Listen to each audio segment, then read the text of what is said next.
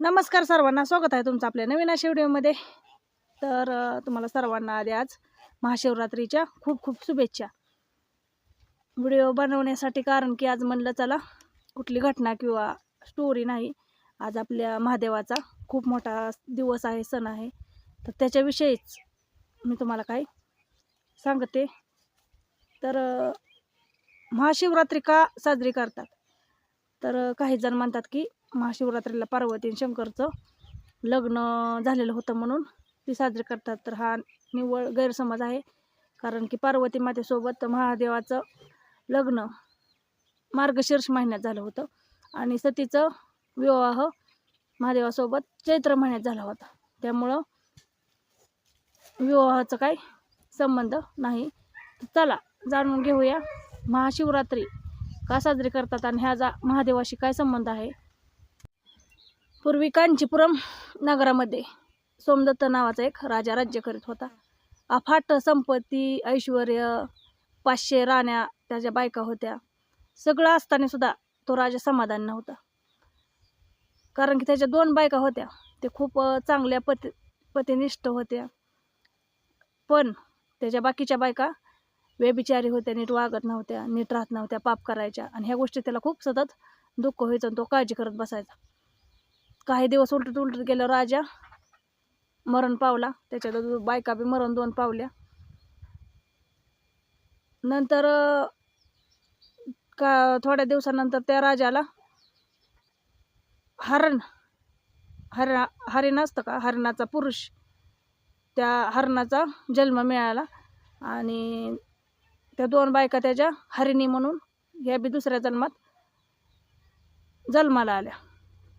तो पुरुष नर म्हणजे त्यांचा नवरा हरिण आणि त्याच्या 2 बायका हरिणी जन्माला आल्यानंतर एकीला 2 मुलं होती, गोंडस छान, आणि एक गर्भवती होती हरिणी, आणि त्यांचाच जंगलात सुखी संसार चालू होता।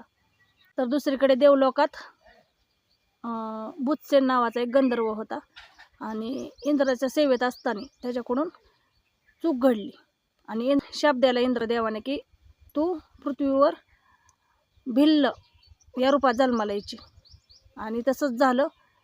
तो पृथ्वीवर भिल्ल म्हणजेच पारधी समाजात जन्माला आला आणि तो एक शिकारी बनला।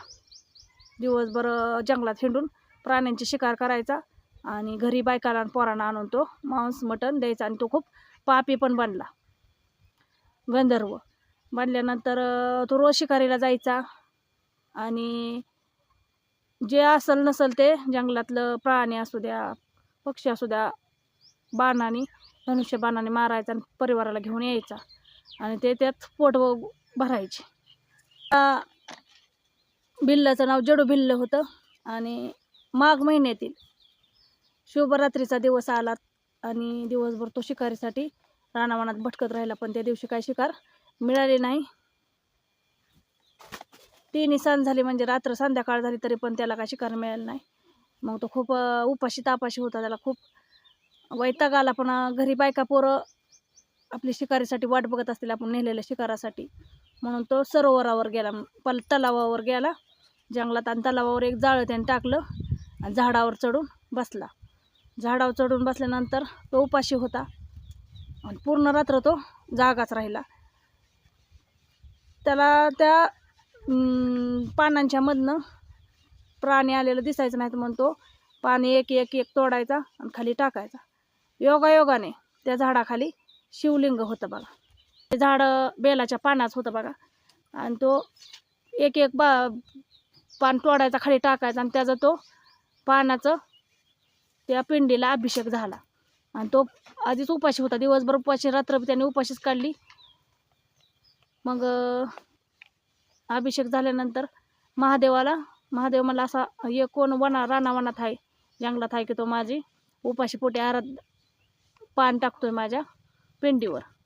मग महादेवाने यमराजाला पाठवलं शिकाऱ्याकडे, म्हणली यमराजा आलं, प्रसन्न झालं, म्हणलं महादेवाने मला पाठवलंय, बोल भिल्ल तुला काय पाहिजे।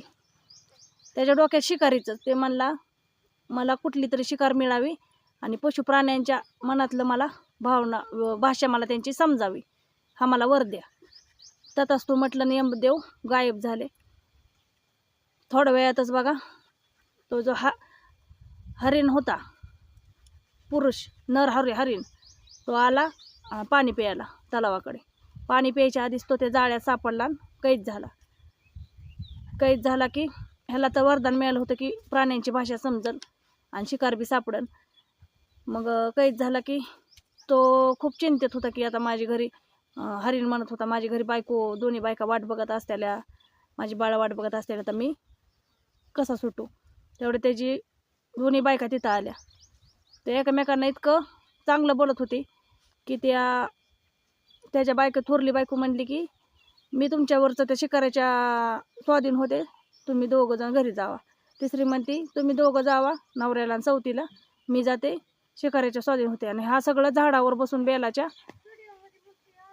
ऐकत होता. भिल्ल ऐकत असताना तिथं बाळं आली हरणाची दोन.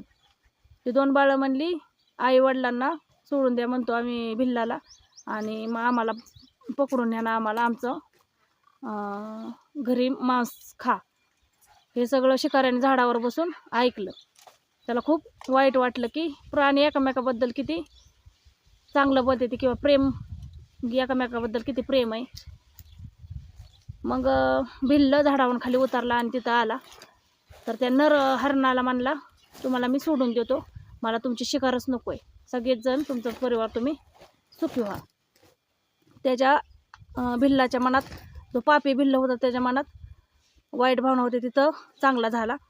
मग तेवढ्यात हरिण आणि त्या हरणाच्या परिवाराला न्यायला देवाचं विमान आलं बघा. त्यात बसून ते हरणाचा पूर्ण परिवार गेला. आणि जाताना सांगितलं की पुढल्या महाशिवरात्रीला, ती रात्र महाशिवरात्रीची होती, पुढल्या महाशिवरात्रीपर्यंत तू भक्ती महादेवाची कर आणि तुला बी पुढल्या महाशिवरात्रीला स्वर्गलोकात न्यायला देव येतील. मग हरणाचा परिवार नेल्यानंतर त्या दिवसापासून त्याने त्या भिल्लाने सगळं पाप सोडून दिलं, शिकारी करायची सोडून दिली, आणि तो देवाचा गुणगान गाऊ लागला, कीर्तन करू लागला. भक्तिमय स्वरूपात त्याने महादेवाची पूर्ण पूजा वर्षभर केली. आणि एका वर्षानंतर बरं महाशिवरात्रीच्या दिवशी त्याला स्वर्गात घेऊन देवाची दूत आले घेऊन गेले. अशी ही महाशिवरात्रीची कहाणी बघा. आपल्या पण जीवनात कुठे ना कुठे आपल्याला कुठल्या ना कुठल्या देवाची भक्ती पाहिजे. तसंच माझ्या जीवनात महादेवाची भक्ती आहे. मी महादेवाची कट्टर भक्त आहे. माझ्या जीवनात खूप महादेवामुळे बदल झाले ते. आणि अजून असं काही जिथं कमी पडेल तिथं देव उभा राहतोय आमच्या पाठीशी, माझ्या परिवाराच्या. तसंच तुम्ही कुठल्या ना कुठल्या देवाची भक्ती करा. आज महाशिवरात्रीच्या तुम्हाला अजून हार्दिक शुभेच्छा. व्हिडिओ आवडला तर व्हिडिओ लाईक करा, सबस्क्राईब करा. तर भेटूया पुढील व्हिडिओमध्ये.